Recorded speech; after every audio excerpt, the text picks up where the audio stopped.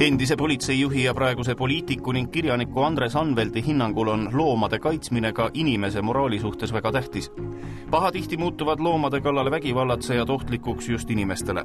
Ja varem me alustame tõsist loomadega tegelemist, loomade kaitsmist riigis. Seda kiiremini jõuame ka meie ühiskonnale niivõrd valulise vägivalla langumiseni inimeste seas ja ka kuritegevuse langumiseni, just vägivaldse kuritegevuse langumiseni. Sellepärast, et vägivaldsus tekib harilikult ebaproportsionaalsest jõutundest, et sul on nüüd täielik üleolek sellest, kellest iganes loomast või inimesest, nii et need on niivõrd omavahel seotud. Täna loodud Eesti Loomakaitse Liit on 24. juulil 1929 asutatud samanimelise organisatsiooni õigusjärglane. Asutajate hinnangul on aeg uue liidu loomiseks igati küps. Omaette nokitsejaid tuleb liita.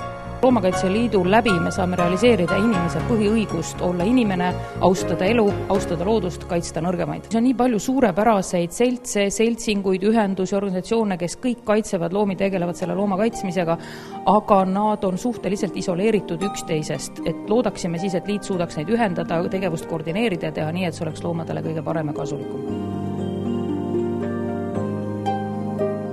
Loomaarstid puutuvad ehk kõige enam kokku väärkoheldud loomadega. Praegu Eestis valitseva olukorraga ei saa nad kuidagi rahule jääda.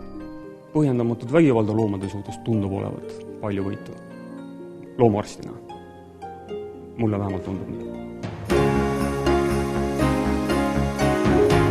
Loomakaitse Liidu taasasutajateks on zooloog Aleksei Turovski, poliitik ja kirjanik Andres Anvelt, loomaarst Andrus Joost, poliitikud Elle Kull ja Marek Strandberg, endine politseijuht Kalle Klandorf, Tallinna Tehnikaülikooli teadur Katrin Idla, näitekirjanik ja Eesti Lastekaitse Liidu aktiivne liige Loone Ots, hülgeteadlane Mart Jussi, kultuuritegelane Mart Sander, Konkurentsiameti peadirektor Märt Ots, Eesti Loomakaitse Seltsi juristid Pille Tees ja Piret Tees, Tallinna loomade varjupaiga arendusjuht Rein Kikervill, varjupaikade MTÜ asutaja ja juht Triinu Priks ning poliitik ja Euroopa Parlamendi liige Tunne Väldo Kela. Liidule on andnud oma õnnistusega Eesti Vabariigi välisminister Urmas Paet.